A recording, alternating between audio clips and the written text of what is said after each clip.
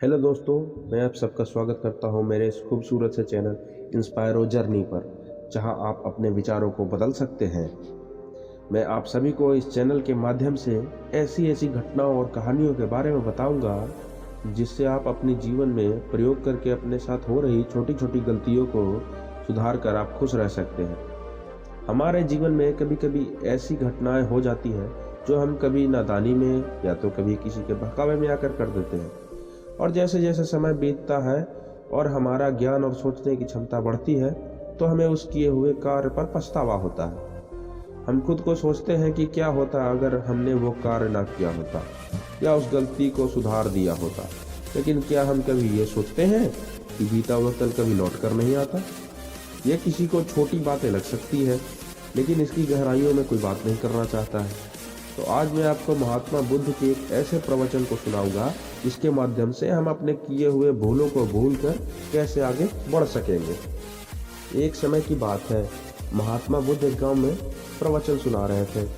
उन्होंने पास बैठे हुए लोगों के समीप अपनी मधुर वाणी से सभी को संबोधित करते हुए बताया कि हर मनुष्य को धरती माता की तरह सहनशील तथा क्षमाशील होना चाहिए। क्रोध मानव का ऐसा शत्रु है जो दूसरों को तो हानि पहुंचाएगा ही, साथ ही में खुद भी उससे नहीं बच पाएगा। इसलिए क्रोध, ईर्ष्या मानव की सबसे बड़ी शत्रु है। सभा में सभी लोग शांति से उनकी बातों को ध्यानपूर्वक सुन रहे थे। तभी वहां से उस सभा में बैठा एक अति क्रोधी व्यक्ति भी उपस्थित था।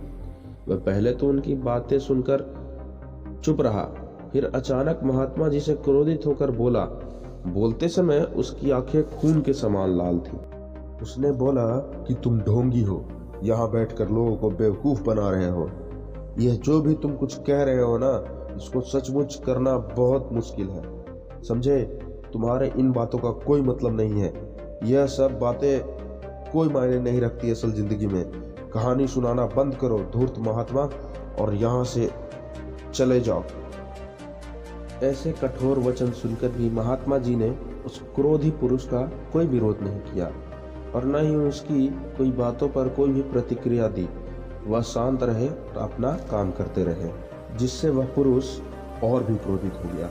उसकी समझ नहीं आया कि वह क्या करे। तब उस पुरुष ने महात्मा जी के मुंह पर थूक कर चला गया। अगले दिन जब उस व्यक्ति का क्रोध शांत हुआ और उसे अपनी गलती का पछतावा हुआ, तब वह आत्मग्लानि में जलने लगा और फिर उसने सोचा कि उस महात्मा से मुझे माफ़ी मांगनी चाहिए। वह महात्मा जी की खोज में उसी स्थान पर गया जहां महात्मा जी कल प्रवचन दे रहे थे। लेकिन महात्मा जी वहां कहाँ मिलने वाले थे। वह तो अपने शिष्यों के साथ किसी अन्य गांव की यात्रा पर निकल पड़े थे। वह पुरुष सब लोगों से महात्मा जी के बारे में पूछता पूछता उस स्थान पर पहुंच गया जहाँ की महात्मा जी प्रवचन कर रहे थे। तब उस पुरुष को महात्मा जी के शिष्यों ने उसे उनके पास जाने से रोका, लेकिन महात्मा जी ने अपने शिष्यों को आदेश दिया कि आने दे उस पुरुष को। तब वह पुरुष महात्मा जी के चरणों में गिर गया और उनसे बोला, मुझे क्षमा कीजिए महाराज। उसने महात्मा जी से पूछा कि क्या आप भूल गए हो कि मैं वही जिसने कल आपको इतना अपमानित किया।